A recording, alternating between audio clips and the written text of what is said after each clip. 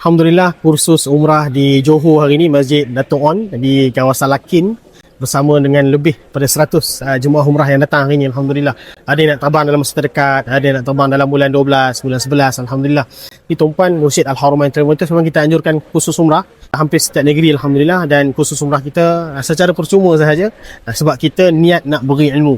Bila tumpuan pergi ada ilmu, ianya berbeza dengan pergi tidak ada ilmu, dan kerana ilmu lah kita berjaya dunia dan akhirat, insyaAllah. Sebab tu kami di Masjid Al-Haramain Travel Tours secara fokusnya kita buat kursus umrah bukan sekadar di Johor tapi di banyak tempat. Di Shah Alam, minggu depan kita ada di Penang kursus umrah mega kita baru lepas minggu lepas di Kelantan untuk kursus umrah mega. Tapi kursus umrah biasa kita hampir setiap minggu berjalan. Tuan kena hubungi pegawai-pegawai kami segera untuk lihat jadual-jadual kami. Di Manjung juga kita ada dan banyak lagi kawasan yang kami anjurkan.